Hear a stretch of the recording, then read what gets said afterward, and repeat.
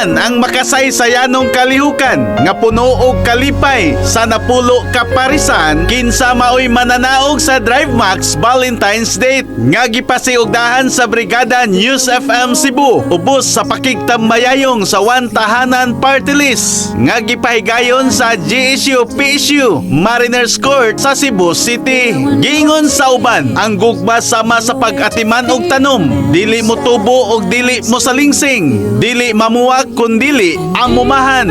Sa gugma, dili mo lungtad kung walay pag-atiman sa matag usa.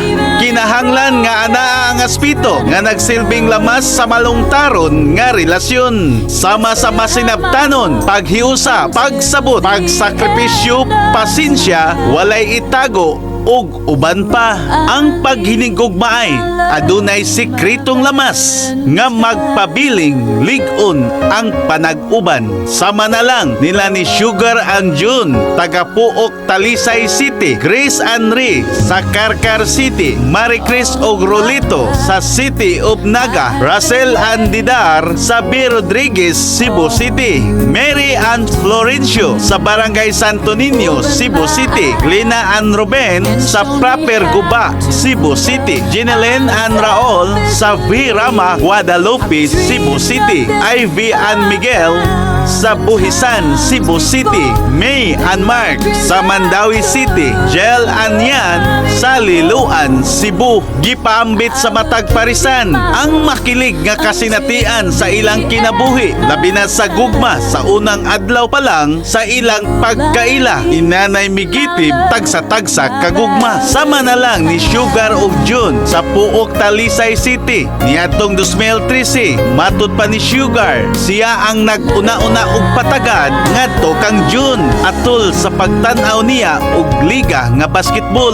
Nakasala man sa ilang relasyon si June, apan naka-recover kini ug hangtod nga nanganak sila ug padayon nilang gilig-on karon ang ilang pundasyon sa gugma. Grace Andre sa Karkar City niadtong 2006 nagkaila sila sa usa ka kompanya. Ang duha wa magdahom nga sila di ay ang gipares sa Ginoo. Marie Chris and Rolito sa Dakbayan sa Naga, 14 ka tuig na nga naghiusa sa ilang gugma. Nagkaila dihang ang amiga ni Marie Chris miadto sa uyab ug nakaila si Rolito. Nagka-textmate ug nagsabot nga magkita nga magdungan ug panimba. Sa kadugayan nagkasabot nga magminyo. Russell and Didar nagsugod sa crush dihang elementary pa sila. 13 na katuig nga nag-ipon ug 2 katuig na nga kasal. Mary and Florencio nagsugod ang panagkaila sa mall. Nawala man ang ilang komunikasyon, apan wa magdahom nga nagkakita og balik. 3 na katuig nga nag-ipon dayon nagpakasal. Dunay 13 og 7 anyos nilang duha ka anak, Lina and Ruben. Napamatud-an ni Ruben basta driver sweet lover, samtang si Lina gipamatud-an sab ang pangidaron dili babag sa paghigugma, miagi sa daghang pagsulay, wala kagustuhi sa pamilya, gigukod pa kini og sundang. Apan si Ruben wala muundang sa iyang gugma kang Glena dihang naminyo na nakasugat og duha ka dakong pagsulay, nasunugan ug nabagyuhan. Apan mibarok ang ilang gugma og 33 ka tuig na ang ilang kaminyoon. Sentro kanila sa ilang kasing-kasing ang Ginoo. Ginelyn and Raul nagsugod sa pasiplat dihang nagkita sa diskuhan.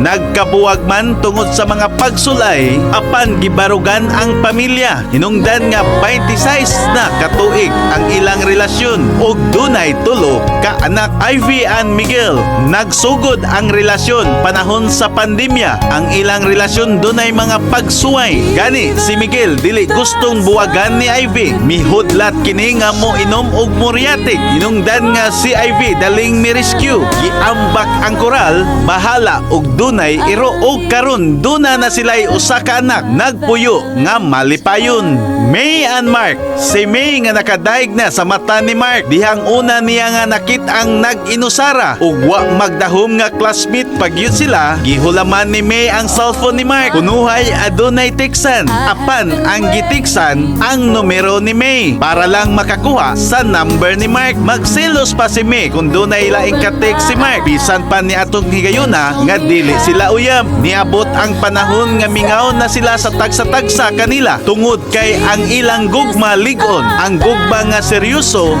nagpabilin hangtod karon. Jill anian daw langit ug yuta ang babaeng college student nga nahigugma sa usa ka construction worker nga customer sa karinderya sa iyang ginikanan.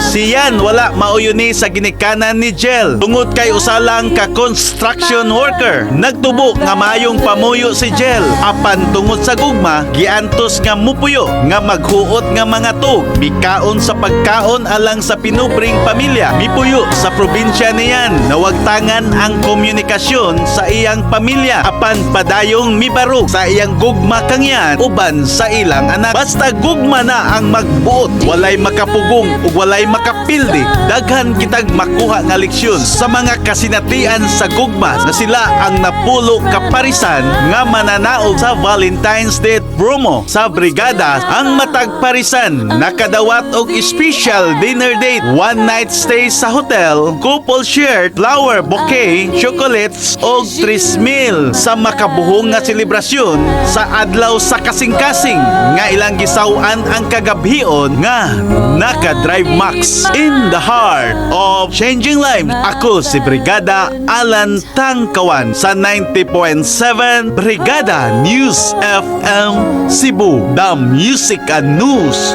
Authority.